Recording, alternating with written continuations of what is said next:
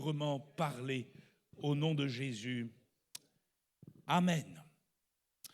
Voilà, on va ouvrir donc les Saintes Écritures dans la lettre aux Hébreux, au chapitre 13 et au verset 15. Un verset bien connu des croyants. Je fais un message unique ce matin. Ce n'est pas un message qui est dans le cours d'une série, c'est une pensée, une réflexion, un message pour chacun de nous, rassemblés en tant qu'Église, autour de l'adoration. Il est dit ceci, par lui, Hébreux 13, 15, par lui, c'est-à-dire par Jésus-Christ, offrons sans cesse à Dieu un sacrifice de louange, c'est-à-dire le fruit des lèvres qui confessent son nom.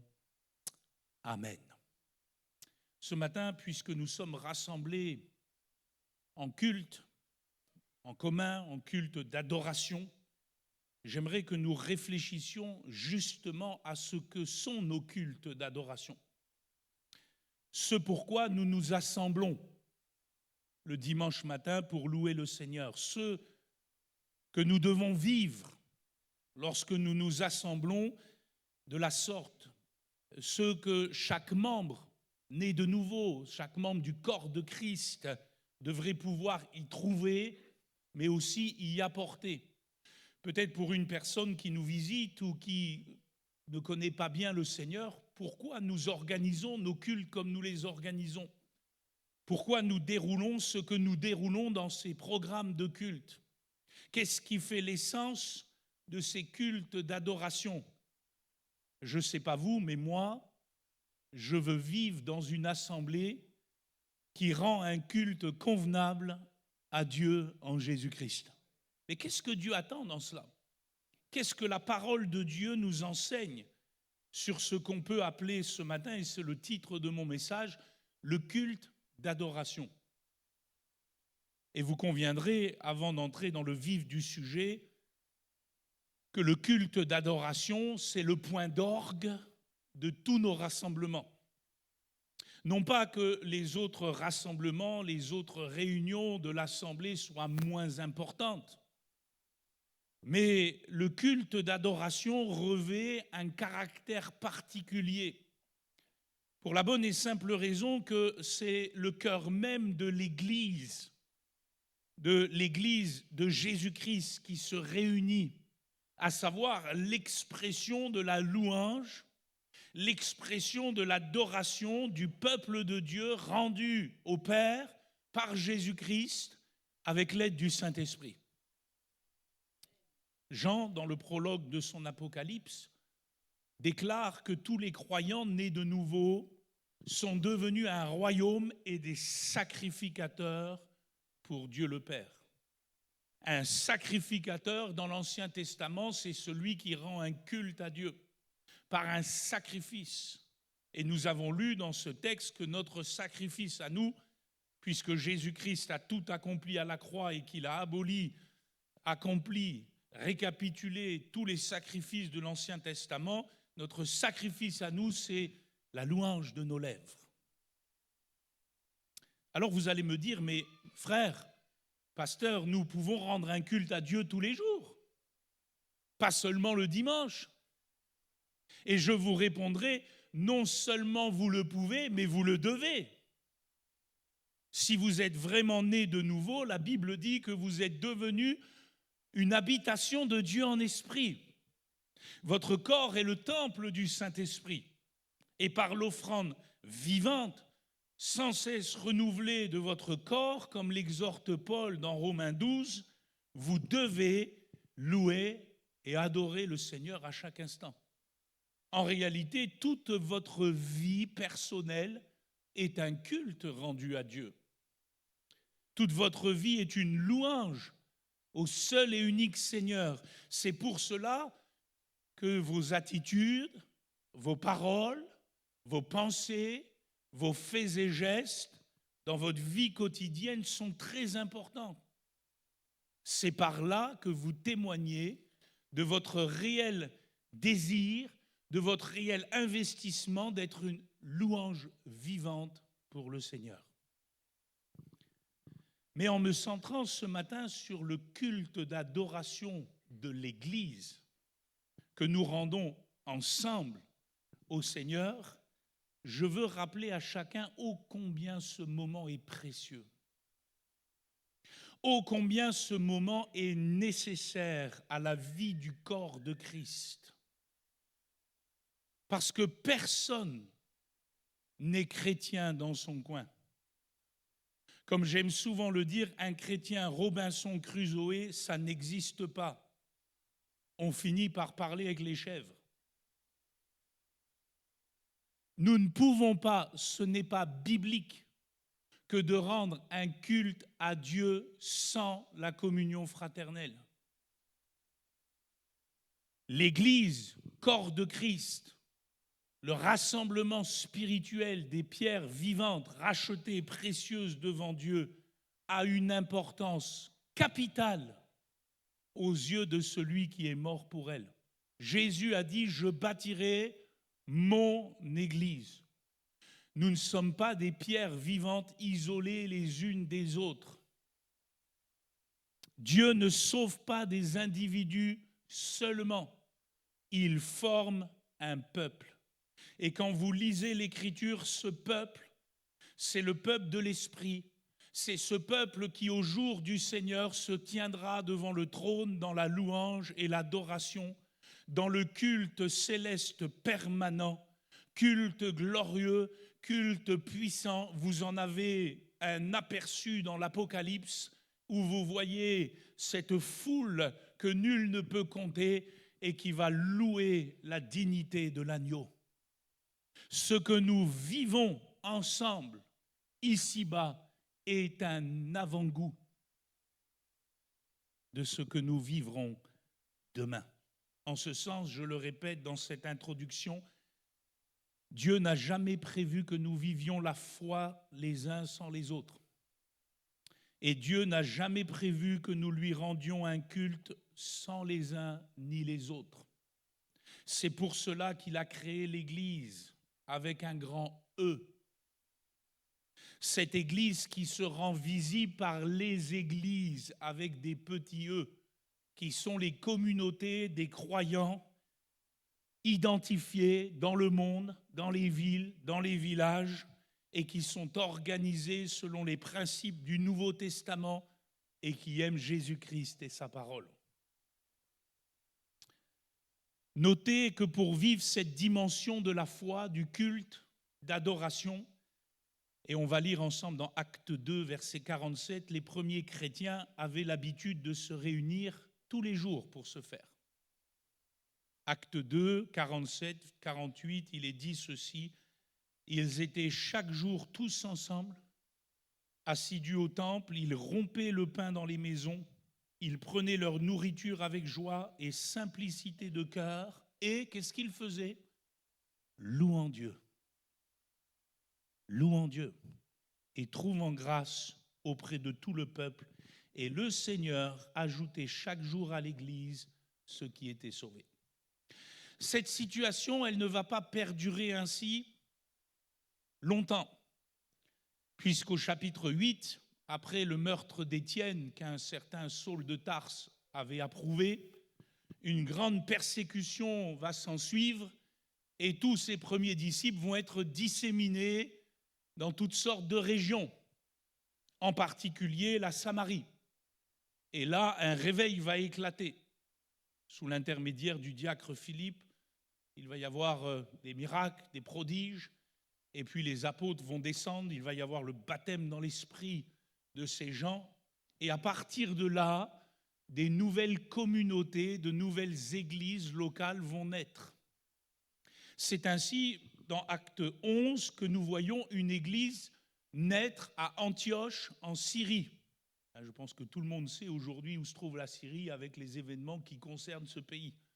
Et à Antioche, en Syrie, une église composée majoritairement de juifs convertis à Jésus-Christ va naître. Mais là, quelques Grecs, nous dit la parole, vont entendre parler du Seigneur et vont être incorporés à l'Église. C'est la première fois dans l'histoire de l'Église qu'une assemblée mixte voyait le jour, assemblée composée de Juifs et de Grecs, célébrant ensemble le Seigneur. C'est là aussi pour la première fois, acte 11, 26, que ces disciples furent appelés chrétiens. Au départ, un sobriquet, certainement, mais sans aucun doute devenu un titre honorifique très vite. Fait très intéressant, c'est dans cette assemblée locale qu'un certain Barnabas, qui avait été envoyé par les apôtres pour voir ce qui s'y passait, témoignant de la grâce de Dieu, va aller trouver un certain Saul de Tarse qui s'était converti pour l'amener dans cette église. Et au verset 25, il est dit ceci: pendant toute une année, ils se réunirent aux assemblées de l'église. Acte 11, 25. Ils se réunirent aux assemblées de l'église, c'est-à-dire aux réunions de l'église. Ça nous prouve qu'il y avait bien des créneaux horaires où on se réunissait en tant qu'église. Et les uns et les autres, petits et grands, y venaient régulièrement. Et il est dit que dans ces assemblées, dans ces réunions, ils enseignèrent beaucoup de personnes. On voit ici la fidélité et l'engagement de tous les croyants aux diverses réunions de l'Église.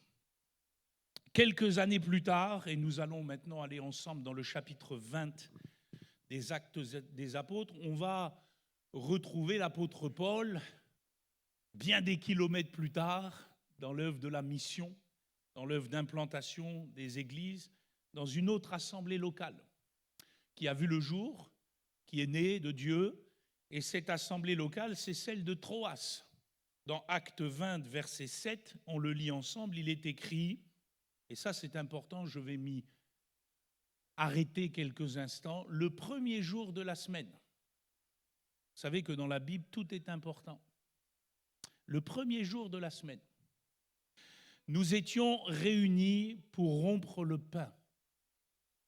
Paul, qui devait partir le lendemain, s'entretenait avec les disciples et il prolongea son discours jusqu'à minuit. C'est ce que je vais faire ce matin.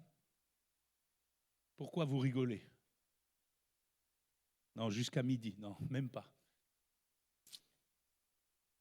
Il y avait beaucoup de lampes dans la chambre haute où nous étions assemblés. EDF n'existait pas. Or, un jeune homme nommé Eutychus, qui s'était assis sur la fenêtre, s'endormit profondément, ça arrive toujours encore aujourd'hui, pendant le long discours de Paul. Mais nous, on a mis des chaises, comme ça vous ne tombez plus par terre. Entraîné par le sommeil, il tomba du 3e étage en bas, donc ça signifie qu'ils étaient dans une chambre haute dans un immeuble, et il fut relevé mort.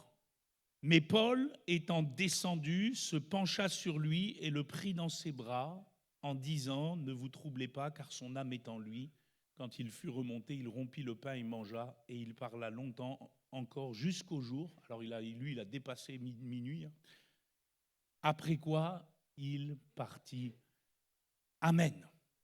Alors, outre l'histoire extraordinaire de la résurrection de Tychus, ce n'est pas l'objet de mon message ce matin. Ce qui est important à relever ici, c'est la toute première trace historique du Nouveau Testament quant à l'établissement du culte dominical dans l'Église. Parce que vous n'êtes pas sans savoir que le premier jour de la semaine, on peut l'afficher verset 7, dans l'Antiquité, ce n'est pas le lundi. Le premier jour de la semaine, dans l'Antiquité, chez les Juifs, c'est le dimanche, parce qu'il fait suite au Shabbat, au samedi, qui est le dernier jour de la semaine. Vous savez aussi que c'est le premier jour de la semaine que les femmes qui avaient apporté leur aromate pour embaumer le corps du Seigneur se sont approchées du tombeau, et dans le jardin de la résurrection, elles ont trouvé la pierre roulée et elles ont trouvé le Seigneur glorifié, ressuscité. Et c'est ainsi, à mon humble avis, que les églises primitives ont fait de ce jour, ont commencé à faire de ce jour un temps particulier au sein des multiples réunions hebdomadaires qu'ils avaient. Parce que si on se rassemblait régulièrement dans les semaines, on l'a lu acte 2, on l'a lu acte 11, il semble que le culte d'adoration du dimanche a commencé à revêtir une importance capitale en vue de la fraction du pain. Alors attention, non pas que les apôtres et les églises instituaient un jour particulier comme s'il était plus saint que les autres. L'apôtre Paul a rappelé aux Galates que nous ne sommes pas de ceux qui observent les jours, les mois, les années, les fêtes solennelles. Ce n'est pas pour rajouter un temps comme s'il était sacro-saint dans le calendrier, pas du tout. Mais il semble qu'ils avaient choisi de se réunir pour le culte et surtout, on l'a lu, pour la fraction du pain, en ce jour particulier parce que symboliquement, c'est le jour de la résurrection. C'est le jour où le Seigneur est ressuscité. Et c'est dans ce jour du Seigneur, d'ailleurs, que Jean, plus tard, aura une fameuse vision. Apocalypse chapitre 1, le jour du Seigneur, l'Esprit m'enleva et je vis le Seigneur de gloire. Alors plusieurs choses sont à relever dans ce texte. Premièrement, nous voyons l'église de Troas réunie le soir de ce premier jour de la semaine et non pas le matin. Vous allez me dire, mais pourquoi, frère? Nous, on se réunit le matin, pourquoi pas le soir? Simplement parce que dans l'Antiquité, il n'y a pas de jour chômé. Dans l'Antiquité, vous travaillez tous les jours. Vous êtes content d'avoir un jour chômé ou deux dans la semaine. Dans l'Antiquité, vous travaillez tous les jours. Donc, dimanche n'est pas un jour chômé. Il n'y a que le jour du sabbat chez les Juifs qui est chômé. Donc, l'Église, le dimanche, elle travaille, mais elle va se réunir le soir. Et on peut comprendre pourquoi Eutychus s'est endormi profondément. Le gars, il a bossé, excusez-moi l'expression, depuis tôt le matin dans les champs. Il a certainement pris un petit coup de soleil derrière les oreilles. Il est arrivé le soir, après 10-12 heures de travail. Il a quand même fait l'effort de venir au culte. Et pourtant, il est fatigué. Il s'assoit sur le rebord de la fenêtre pour deux raisons à mon avis. Il y a beaucoup de monde dans la pièce, peut-être il n'a plus beaucoup de place si ce n'est près de la fenêtre. Et puis certainement qu'il est fatigué, il a besoin d'un peu d'air. Et puis il y a des lampes à huile qui sont là dans la pièce. Il y en a beaucoup, nous dit le texte. Il est certainement incommodé. Et puis l'ensemble fait que malheureusement, il va s'endormir et il va tomber. Mais béni soit Dieu, Jésus ressuscite les morts. Mais c'est important de le noter. Deuxièmement, on voit l'église de Troas réunie ce premier jour de la semaine dans une chambre haute. Vous avez remarqué, comme au jour de la Pentecôte, ils ont choisi de se réunir dans une pièce qui peut accueillir le plus grand nombre de personnes. Alors certes, ils ont vécu parfois dans les maisons. Acte 2 nous le dit, ils étaient dans les maisons partageant le pain. Mais dès lors qu'ils avaient l'occasion de pouvoir se réunir dans une grande salle qui permettait de réunir les petits et les grands, ils sautaient sur l'occasion et ils prenaient une chambre haute. Ce sont les ancêtres de nos salles. Et moi je dis, frères et sœurs, on est quand même bien content d'avoir une salle comme la nôtre. Non? Ça ne veut pas dire que ça c'est l'église, c'est nous l'église. Mais si on peut avoir un lieu de culte qui peut rassembler tous les petits, tous les grands, en même temps, alléluia, béni soit Dieu. Parce que c'est ce que l'église de Troas cherchait à faire. Parce que la notion même du culte, c'est la notion du rassemblement. Troisièmement, l'église de Troas, réunie le premier jour de la semaine, y est réunie pour rompre le pain. Certainement, dans ces moments-là, si on lit 1 Corinthiens 11, au moment d'Agape fraternelle, vous avez vu qu'il faisait des cultes bien plus longs que nous, donc certainement qu'il y avait un moment de repas, et c'est dans ce moment-là aussi qu'on prenait certainement la scène, qui est le repas du Seigneur, qui est la table de Jésus-Christ, et je remarque aussi dans cette assemblée qu'on s'y réunit pour écouter la parole de Dieu, y être prêché, y être enseigné. Ce jour-là, particulièrement dans Acte 20, par l'apôtre Paul, lui-même, vous auriez aimé que l'apôtre Paul soit là ce matin, hein? Ah, moi j'aurais bien aimé écouter l'apôtre Paul. Enfin, quoique lui, il a prêché, nous l'avons lu, jusqu'à minuit. Et puis quand il y a eu la résurrection de Tychus, il s'est dit, oh là là, vu qu'ils ne verront plus mon visage, parce que c'est la dernière fois qu'il va les revoir puisqu'il va être lié à Jérusalem et nous connaissons la suite, allons jusqu'au petit matin. Mais un verbe est important dans ce texte, c'est qu'il s'entretenait avec eux, dialogemai en grec, ça a donné dialoguer en français. Certainement que ça n'a pas été qu'une prédication ce jour-là, très particulier puisque Paul voulait marquer ce dernier moment avec eux, certainement qu'il y a eu aussi un échange, certainement qu'il y a eu aussi un temps de questions, de réponses, et c'est ainsi qu'ils ont vécu ce culte ce jour-là. Ce que je veux dire par là, frères et sœurs, c'est que ce texte d'Acte 20 nous livre de précieux indices sur les premiers cultes d'adoration de l'Église de Jésus-Christ. Ils avaient lieu le premier jour de la semaine. Ils étaient centrés sur la fraction du pain et sur la prédication de la parole de Dieu. Ils se voulaient être un temps solennel où tous étaient attendus, petits et grands, et ils se voulaient être un moment de partage et de communion fraternelle. Être ensemble pour le Seigneur. Il me semble que ces ingrédients n'ont pas changé en 2000 ans. Il me semble que c'est ce que le Seigneur attend encore de son Église aujourd'hui. Il me semble que si les formes peuvent changer, le type de musique, le type d'agencement, il me semble que ces choses-là ne peuvent pas changer. Nos cultes d'adoration doivent être un point de rassemblement, de rencontre pour toute l'assemblée, petits et grands, réunis devant le Seigneur. Un temps solennel autour de la fraction du pain, un temps solennel autour de la prédication de Dieu, un temps solennel aussi sur la résurrection du Seigneur. Pourquoi ? Parce que nous louons un Seigneur qui est vivant. Amen. Nous louons Jésus-Christ, nous adorons le Père, nous bénissons l'Esprit. Voilà le culte tel qu'il doit être construit, acté, programmé.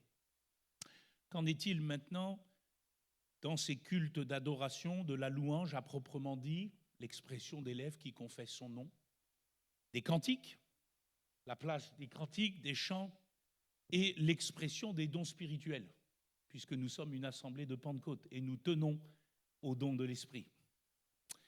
D'après le Nouveau Testament, ces éléments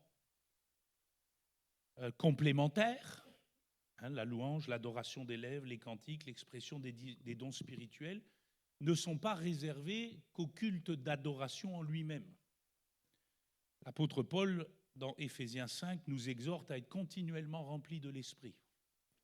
Et ce faisant, à nous entretenir dès que possible par des psaumes, par des hymnes, par des cantiques spirituels, chantant, célébrant de tout notre cœur les louanges du Seigneur, rendant continuellement grâce à Dieu pour toutes choses, au Père et au nom de notre Seigneur Jésus-Christ, nous soumettant les uns les autres dans la crainte de Christ. Qu'est-ce que ça veut dire ce texte d'Éphésiens 5, 18 ? Finalement, c'est que dès lors que nous le pouvons, remplis de l'Esprit, que ce soit dans une petite cellule, ou une cellule même familiale, une simple réunion de prière, un temps de jeûne, un moment d'étude biblique, un moment avec les jeunes, un moment avec les aînés, un moment où nous nous réunissons avec quelques chrétiens, peu importe, à ce moment-là, par la grâce de Dieu, entretenons-nous par des hymnes, des psaumes, des cantiques.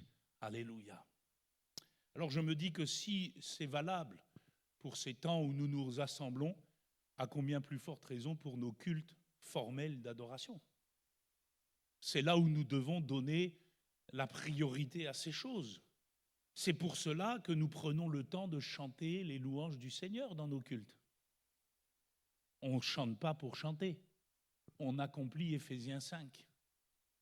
On doit donc s'assurer, frères et sœurs, avant de venir dans ces moments, qu'on est bien rempli du Saint-Esprit. Sinon, on va chanter dans le vide. Et vous pouvez avoir une belle voix, mais si vous n'êtes pas rempli de l'esprit, ça ne flattera que les oreilles de ceux qui s'attachent à vous écouter. Mais ça ne flattera pas, excusez-moi, je le mets entre guillemets, les oreilles de celui qui veut vous écouter, le Seigneur. Et c'est dans ces moments, frères et sœurs, que nous devons venir avec un état d'esprit, avec une disposition. Je ne viens pas au culte pour venir au culte. J'y viens pas religieusement comme des milliers et des milliers de gens le font dans des églises dites traditionnelles. J'y viens parce que poussé par l'esprit, rempli de l'esprit, je vais m'assembler avec mes frères, mes sœurs dans la foi et je vais chanter les louanges du Seigneur.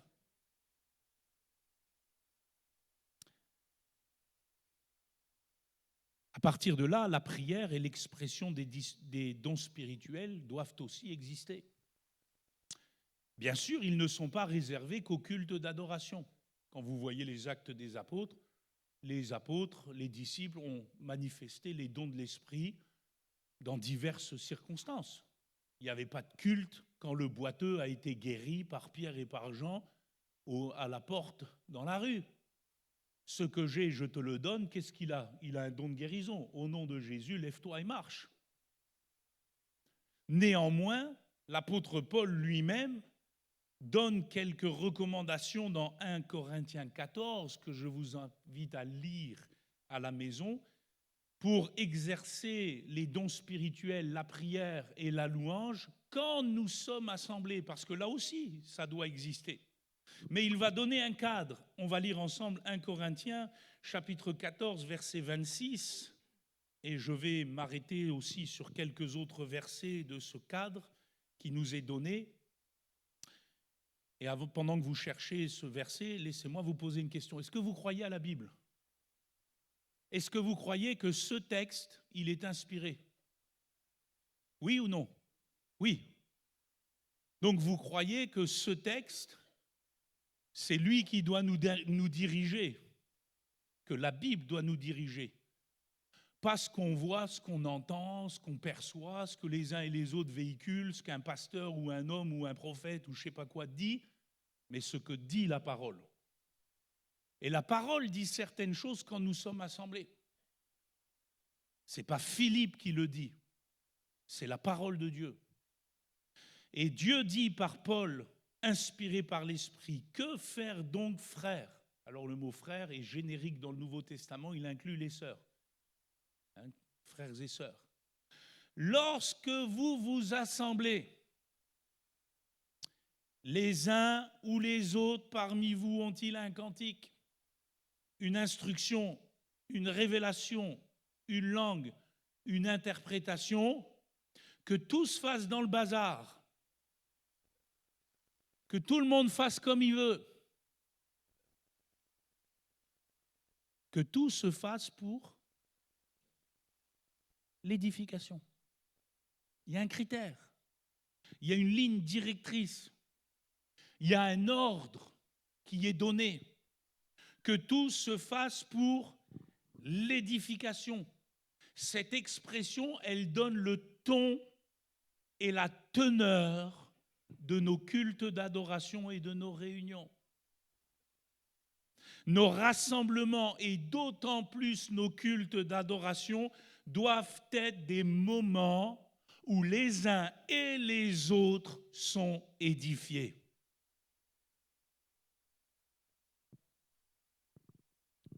C'est donc des moments, nous dit l'apôtre, où nous devons tout faire dans l'ordre et la bienséance.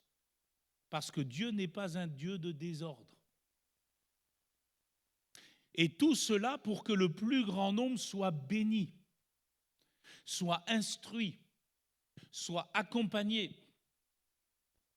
Et si vous lisez des versets précédents, on va aller au verset 6, nous voyons qu'au-delà de ce critère, tout doit se faire dans l'intelligibilité. Oh, ça c'est un gros mot ça. Hein? L'intelligibilité. Tout doit être intelligible, compréhensible. Ce n'est pas moi qui le dis, c'est l'apôtre Paul qui le demande par le Saint-Esprit. Pourquoi ? pour que les uns et les autres puissent réellement participer et réellement apporter leur suffrage, leur amen à ce qui est dit et fait. Et je ne peux pas dire amen dans le brouhaha. Je dois donc dire amen quand je comprends. Donc les choses doivent être intelligibles, compréhensibles.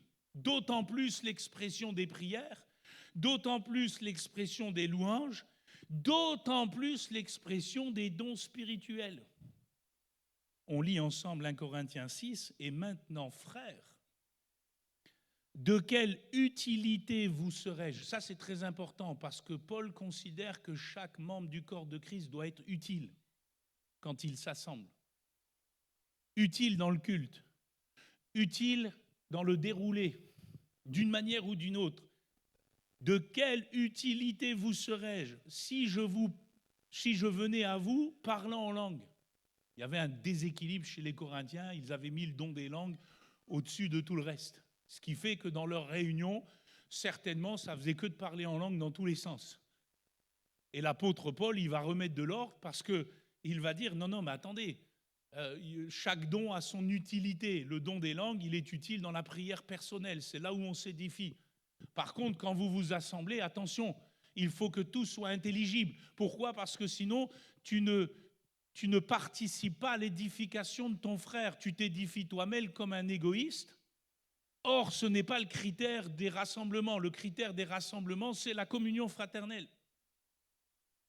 Donc, de quelle utilité vous serais-je si je venais à vous parlant en langue et si je ne vous parlais pas par révélation ou par connaissance ou par prophétie ou par doctrine? Ça aussi, c'est très important parce que de nos jours, vous avez des églises qui ne veulent parler que par prophétie. Et Paul donne une diversité d'expressions. Il doit y avoir des expressions de prophétie, mais il doit y avoir aussi des temps de doctrine. Et vous avez des églises, entre guillemets, qui commencent à être allergiques à la doctrine. C'est problématique. Parce que dans les derniers temps, ils se donneront une foule de docteurs ne supportant plus la saine doctrine. Et des gens qui ne veulent plus réfléchir avec le cerveau que Dieu leur a mis entre les deux oreilles. Ils veulent toujours des extases, des machins, des trucs. Ce n'est pas ce qui est demandé par le Seigneur dans 1 Corinthiens 14. Il va ajouter, pour donner une image, si les objets inanimés qui rendent un son, comme une flûte ou une harpe, ça serait bien d'avoir ça, non, Vital? Une flûte, une harpe. Il n'y a personne qui joue de la harpe ici? Enfin, qui joue bien, hein? Parce que si vous jouez comme le barde d'Astérix, on va vous pendre à l'arbre là-haut, hein. Si la trompette rend un son confus, qui se préparera au combat? S'ils ne rendent pas des sons distincts, comment reconnaîtra-t-on ce qui est joué sur la flûte, sur la harpe? Si la trompette rend un son confus, qui se préparera au combat? Vous imaginez si nos musiciens, chacun fait ce qu'il veut, lance une note, le pauvre Marcel, des fois c'est déjà difficile pour lui tout seul, hein, donc après ça va être la panique à bord. De même vous, écoutez bien, c'est important, hein, de même vous, si par la langue, vous ne donnez pas une parole distincte. Si toi qui es au fond, prie le Seigneur, mais que je ne comprends rien, vous parlez en l'air. Waouh! Prêche-le, Philippe. Ils vont tous dire amen à ce que l'apôtre Paul avait écrit. Alors tu rends par l'esprit, il est vrai, tu rends grâce. Mais comment celui qui est dans les rangs, c'est important ça, parce que vous voyez ici ce qu'on peut appeler le décorum, c'est-à-dire comment les églises primitives voyaient les choses. Ils étaient en rang. Si ceux qui sont dans les rangs du peuple, comment celui qui est dans les rangs de l'homme du peuple répondra-t-il amen à ton action de grâce, puisqu'il ne sait pas ce que tu dis? Tu rends, il est vrai, d'excellentes actions de grâce, mais l'autre n'est pas édifié. Il y a ici quelque chose d'important. Quand je prie, quand je loue, quand j'exprime mon adoration, quand j'exprime un don spirituel, ce n'est pas seulement envers Dieu. il y a des fois une notion un peu particulière qui a été véhiculée dans les églises en disant « Moi, je viens au culte, je viens louer Dieu. Les autres... » Et t'as vu ça où, toi, dans le Nouveau Testament? Tu viens pour louer Dieu, mais pour édifier ton frère aussi. Tu as donc intérêt, je fais une parenthèse, à quand même être en bon accord avec lui. Mais tu ne peux pas faire abstraction de lui. Et ce passage, il est crucial. Et pour que tout ne parte pas dans tous les sens, dans Romains 12, verset 8, l'apôtre Paul va parler d'un président. Non pas d'un président d'un gouvernement, mais d'un président de séance. Romains 12, verset 8, que celui qui préside le fasse avec... Pourquoi on a un chantre ici? C'est pas pour vous embêter. C'est parce qu'on veut accomplir ce texte. On veut qu'il y ait quelqu'un qui, excusez-moi, fasse un peu le chef d'orchestre. Pour qu'il y ait des temps de chant, pour qu'il y ait des temps d'expression, pour qu'il y ait des temps autour du repas du Seigneur, pour qu'il y ait un temps pour la parole, et qu'il le fasse avec empressement, avec zèle, avec joie. Oui, c'est normal, parce que si demain notre frère Marcel il vient, il est ouh, ça ne va pas vous donner envie de chanter. Hein. Et tout ce que nous vivons ensemble à partir de là doit être cohérent, crédible, audible et constructif. Pourquoi? Parce qu'à la fin, et c'est ça le critère, à la fin de nos cultes, et c'est pareil pour nos réunions, tout le monde doit pouvoir dire en sortant « j'ai été édifié, j'ai compris ce qui s'est dit, j'ai compris ce que le Seigneur a enseigné, j'ai compris ce que mon frère a exprimé dans sa louange, j'ai compris ce que ma sœur a dit dans un don spirituel. Amen. » Vous comprenez qu'on ne peut pas être dans un brouhaha permanent. Vous comprenez qu'il faut aussi que tout le monde puisse s'exprimer. Vous comprenez aussi que tout le monde doit pouvoir participer. C'est pour cela, verset 31, que l'apôtre amène un adverbe extrêmement important, qui est l'adverbe successivement. Il y a des temps de prière collectif où tous ensemble, on l'a fait ce matin, on loue le Seigneur, alléluia, d'une même voix, d'un même cœur. Mais il y a aussi des temps où successivement, ou à tour de rôle, chacun doit pouvoir s'exprimer en toute cohérence, en toute distinction, pour édifier d'une manière ou d'une autre, soit par une louange, soit par une prière, soit par un don spirituel, édifier l'Église. Je lis 1 Corinthiens 14, verset 29. Pour ce qui est des prophètes, que 2 ou 3 parlent, que les autres jugent. Et si un autre qui est assis a une révélation, que le premier se taise. Car vous pouvez tous prophétiser successivement. Alors vous allez me dire, oui, mais ça c'est pour les dons spirituels. Oui, mais d'autant plus pour le reste. Puisque tout le critère d'1 Corinthiens 14, c'est l'intelligibilité et l'édification. Vous pouvez tous prier successivement. Vous pouvez tous exprimer quelque chose de Dieu successivement afin que tous soient instruits et que tous soient exhortés. Et là, il y a un verset superbe. Les esprits des prophètes sont soumis aux prophètes. Pourquoi je dis ça? Parce que vous avez des gens, des fois, qui pensent qu'ils sont seuls au monde, qui peuvent couper la parole à quelqu'un, qui disent « Ouais, mais de toute façon, moi, je suis conduit par l'esprit, c'est l'esprit qui me pousse. » Enfin, l'esprit des prophètes est soumis aux prophètes. Dieu n'est pas un Dieu de désordre. Donc si tu ne sais pas respecter ton frère qui est en train de prier, je t'en prie, chute. Oh, prêche-le, Philippe. Yes. Dieu n'est pas un Dieu de désordre, mais de paix. Et je me dis que si ce principe successif vaut pour les dons spirituels, il l'est aussi pour le reste. Chacun doit pouvoir s'exprimer de manière audible, intelligible. Chacun doit donc laisser de la place à l'autre. Ça demande, frères et sœurs, aussi de prendre sur soi. Si on est 400 et qu'on veut que le plus grand nombre prie, je ne peux pas vous laisser 1 minute ou 2 à vous. Je vais vous laisser 30 secondes. Pourquoi ? Parce que je veux que l'autre aussi puisse prier.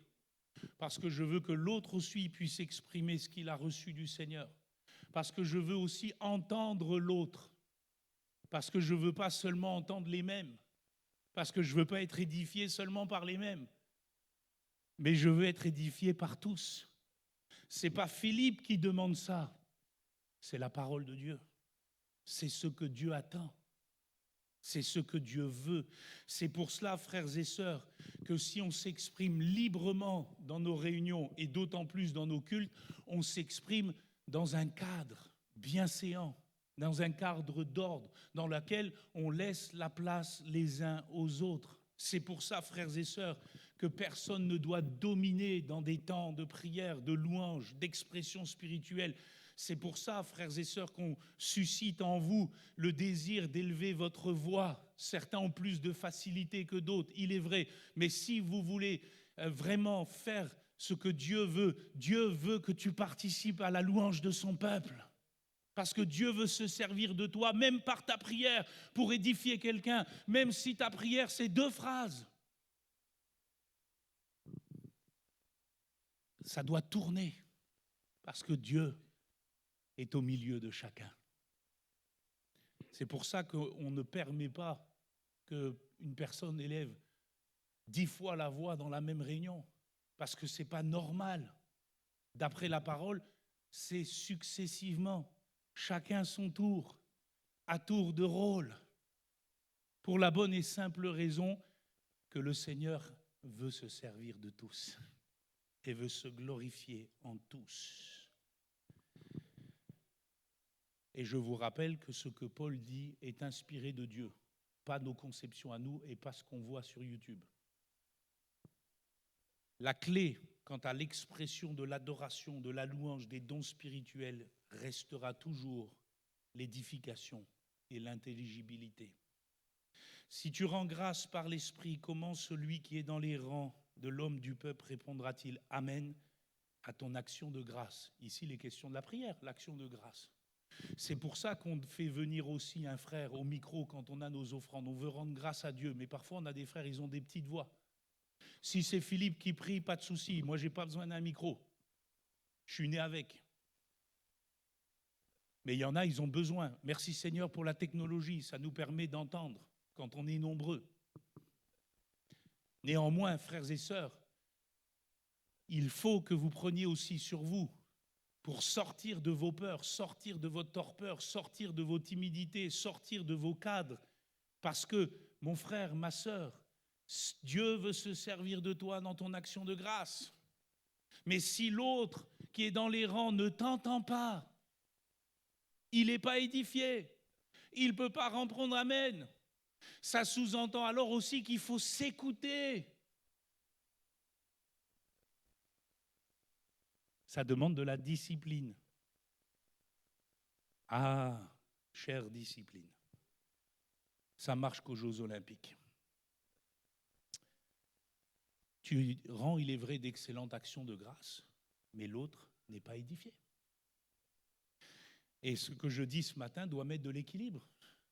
Frères et sœurs, vous qui avez l'habitude de prendre du temps, prenez-en moins dans la prière, s'il vous plaît. Vous qui n'avez pas l'habitude d'élever la voix, s'il vous plaît, élevez la voix. Parce que c'est ce que Dieu attend. Ce n'est pas ce que Philippe attend. C'est ce que Dieu attend. Donc les prières à rallonge, non. Les dominations dans la prière, non. On n'a pas besoin d'extravagance, pas besoin de beugler. Le Seigneur, il n'est pas sourd et nous non plus. De l'autre côté, on n'est pas non plus comme Bioman ou Superman à avoir des oreilles capables de distinguer ce qui est dit là-bas. Seigneur, Dieu le bénit. Moi, je ne suis pas capable de faire ça. Donc chacun doit pouvoir aussi s'exprimer distinctement. Pourquoi ? Parce que nous devons pouvoir dire Amen. Quand l'un prie, moi j'écoute et je dis « Ah Seigneur, par sa prière, tu me rappelles quelque chose ?» Peut-être par sa louange, son action de grâce, parce qu'il a vécu quelque chose cette semaine et il l'exprime devant tous. « Oh Seigneur, tu l'as béni, Amen, tu vas me bénir aussi. » Mais ça implique d'avoir l'intérêt de l'autre et de pouvoir vivre ensemble ces temps de culte. Et c'est ce que Dieu veut. Ça vaut d'autant plus, je fais une parenthèse, on est là pour ça, je le fais une fois dans l'année. Ça vaut d'autant plus pour les dons en langue. Les dons en langue, qu'est-ce que je veux dire par là? Regardez ce qui est écrit, verset 1er. 1 Corinthiens 14, verset 1er. Je répète ma question, vous croyez que ce texte est inspiré? Alors c'est lui qui doit nous diriger. 1 Corinthiens 14, 1, j'ai bientôt fini. Recherchez la charité, aspirez aussi aux dons spirituels, mais surtout à celui de prophétie. En effet, celui qui parle en langue ne parle pas aux hommes, mais à Dieu, car personne ne le comprend. Et c'est en esprit qu'il dit des mystères. Celui qui prophétise, c'est-à-dire qui donne un message direct, sans passer par la case des langues, parle aux hommes, les édifie, les exhorte et les console.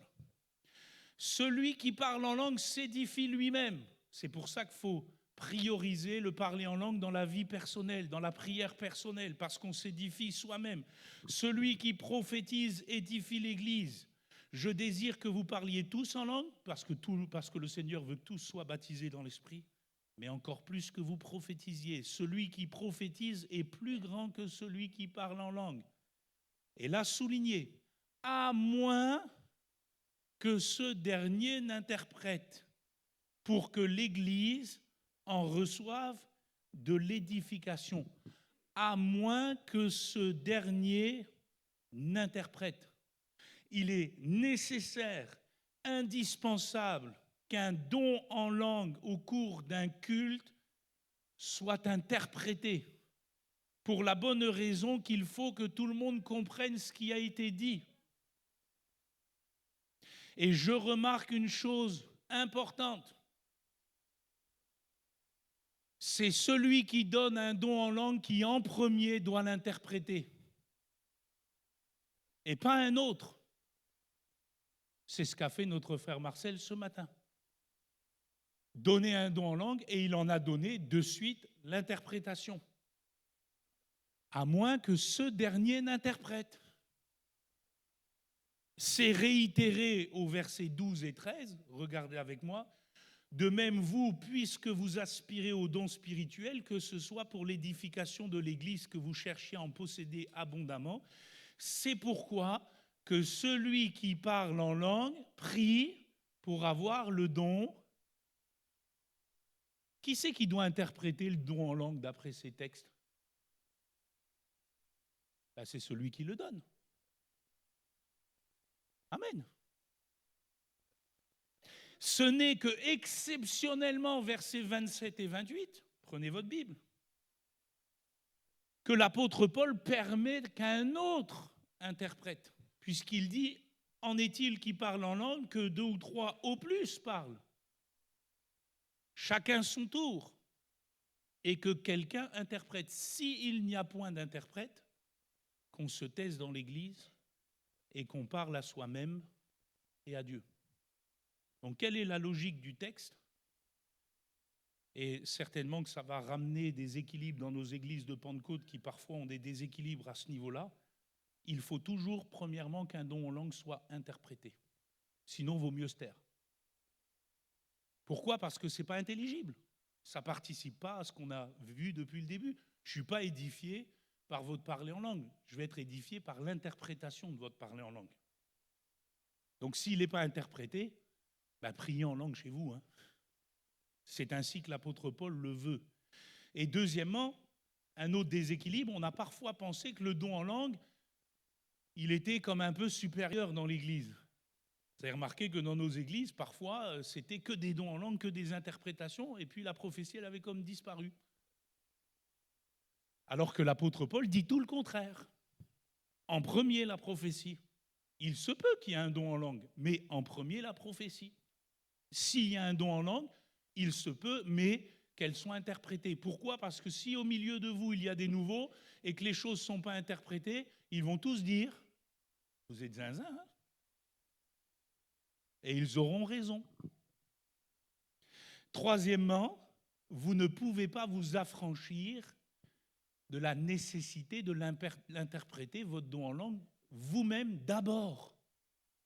C'est-à-dire que moi, je ne donne pas un don en langue, puis après, on verra bien si quelqu'un l'interprète. Hein. Non! Celui qui donne un don en langue, il a la nécessité d'abord et avant tout de l'interpréter. Et moi, je crois que le Saint-Esprit, il est logique. S'il vous donne un don en langue, il va vous donner aussi l'interprétation. C'est qu'exceptionnellement, qu'il se peut qu'il ne soit pas interprété, qu'un autre le fasse. Mais sinon, c'est à vous de le faire. En premier. Et là aussi, il y a des déséquilibres dans nos églises. Vous savez, des gens donnent des dons en langue. Alors après, le président de séance, il est un peu confus, parce qu'il se dit, comment je fais maintenant? Bon, alors est-ce que quelqu'un aurait reçu l'interprétation? Et après, il y a un blanc. Bon, on va continuer à louer le Seigneur. Pour la bonne et simple raison que celui qui a donné un don en langue n'a pas prié pour avoir l'interprétation. Donc il faut changer ça. Amen. Il faut élever la maturité spirituelle pour que chacun vive des cultes d'adoration de plus en plus agréables. Il faut faire de ces cultes des moments de grâce, des moments d'édification. Donc Dieu attend notre présence, notre participation, notre contribution. Amen. Notre intelligibilité, notre édification, notre écoute de l'autre, notre soumission les uns aux autres pour nos cultes d'adoration. Et au milieu de tout ça, pourquoi?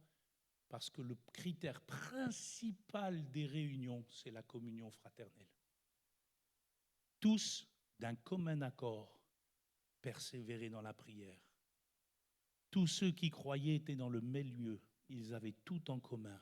Le jour de la Pentecôte, ils étaient tous ensemble. Le premier jour de la semaine, ils étaient réunis pour rompre le pain ensemble. Je ne viens pas apporter un culte tout seul. Je participe au culte de l'Église. Dernier point, 2 minutes, et on va prier pour les malades. Qu'en est-il de nos offrandes et de nos dîmes dans nos cultes d'adoration? Là encore, c'est la parole qui doit nous guider. 1 Corinthiens 16, verset 2. Pourquoi on recueille nos dîmes et nos offrandes dans le culte? Parce que c'est écrit. Ah bon? Oui. 1 Corinthiens 16, 2. Que chacun de vous, le premier jour de la semaine, c'est un dimanche, le temps du culte. Alors je ne suis pas attaché au dimanche pour le dimanche. Si demain on ne peut plus faire le culte de dimanche, on le fera le samedi, on le fera le lundi, peu importe. Ça, ce n'est pas un souci. Ce qui est important, c'est de considérer que dans le temps de rassemblement formel, l'Église primitive voulait qu'on recueille à ce moment-là les offrandes. Le premier jour de la semaine, met à part chez lui ce qu'il pourra, selon sa prospérité, afin qu'on n'attende pas mon arrivée pour recueillir les dons. Donc quand il venait dans ce moment à la fraction du pain, il recueillait les dons. On le fait encore 2000 ans plus tard, avec la grâce de Dieu, parce que nous considérons que ça fait partie du culte. C'est un acte de louange, c'est un acte d'adoration, mais tout doit se faire aussi avec le cœur. 2 Corinthiens 9, 7, que chacun donne comme il l'a résolu en son cœur, sans tristesse ni contrainte, car Dieu aime celui qui donne avec joie. Reprenez mon texte de Hébreux 13, verset 15. Par lui, offrons sans cesse à Dieu un sacrifice de louange, c'est-à-dire le fruit des lèvres qui confessent son nom. Et, Hébreux 13, 16, et n'oubliez pas la bienfaisance et la libéralité. Elle fait partie du culte.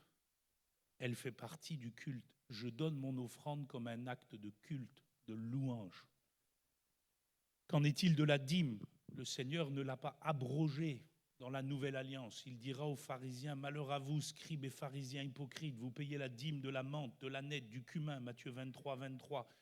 et vous laissez ce qui est plus important dans la loi, la justice, la miséricorde et la fidélité, c'est là ce qu'il fallait pratiquer sans négliger les autres choses. Pourquoi le Seigneur n'a pas abrogé la dîme dans le Nouveau Testament? Parce que j'entends souvent ça.